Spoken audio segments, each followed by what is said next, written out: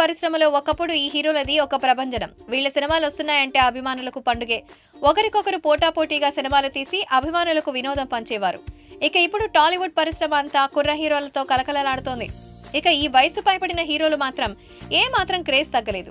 5-10 వయసు మీద పడినప్పటికీ తామేంటో సినీ జనాలకు చూపిస్తున్నారు. ఇక ఈ వయసులోనూ వీళ్ళు తీసుకుంటున్న రెమ్యూనరేషన్ చూస్తే మనం నోటి మీద వేలేసుకోవాల్సిందే. ఇక ఆ హీరోలు ఎవరు, వాళ్ళ రెమ్యూనరేషన్ ఏంటో తెలుసుకుందాం. మెగాస్టార్ చిరంజీవి తెలుగు ప్రజలకు పరిచయం అక్కర్లేని పదం. టాలీవుడ్ సినిమాను మరో అధ్యాయంలోకి తీసుకెళ్లిన ఘనత మెగాస్టార్ చిరంజీవిది. పునాది రాళ్లు సినిమాతో సినీ కెరీర్ ని మొదలుపెట్టిన చిరంజీవి ఖైదీ సినిమాతో సూపర్ డూపర్ హిట్ అందుకుని టాలీవుడ్ పరిశ్రమని రారాజులా ఏలాడు. తర్వాత ప్రజారాజ్యం పార్టీ స్థాపించి రాజకీయాలకు వెళ్లి ఈ మధ్యనే ఖైదీ నంబర్ 150 సినిమాతో సూపర్ డూపర్ కంబ్యాక్ ఇచ్చారు.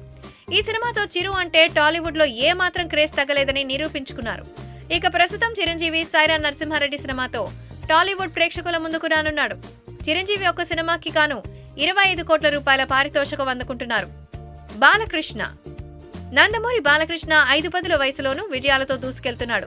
తెలుగు సినిమాలో తనకంటూ ఒక ప్రత్యేక ముద్ర వేశారు. ఇక నందమూరి బాలకృష్ణ ఒక్క సినిమాకు గాను 5 కోట్ల రూపాయల పారితోషికం అందుకుంటున్నారు. విక్టరీ వెంకటేష్ తన వయసుకు తగ్గ పాత్రలు చేస్తూ అభిమానుల మెప్పును పొందుతున్నారు. ఇక దృశ్యం సినిమా గురు లాంటి సినిమాలతో విజయదుందుబి మోగించారు. అలాగే పవన్ కళ్యాణ్ తో మల్టీ స్టారర్ చిత్రాన్ని తీశారు. ప్రస్తుతం వెంకటేష్ ఒక సినిమాకు గాను సుమారు 4 కోట్ల రూపాయల పారితోషికం అందుకుంటున్నారు.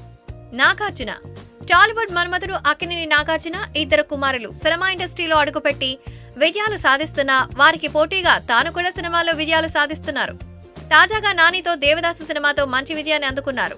ప్రస్తుతం నాగార్జున ఒక సినిమా కాను సుమారు 4 కోట్ల రూపాయల పారితోషికాన్ని అందుకుంటున్నారు. మా వీడియోస్ మీకు నచ్చినట్లయితే లైక్, షేర్, సబ్స్క్రైబ్ చేయండి.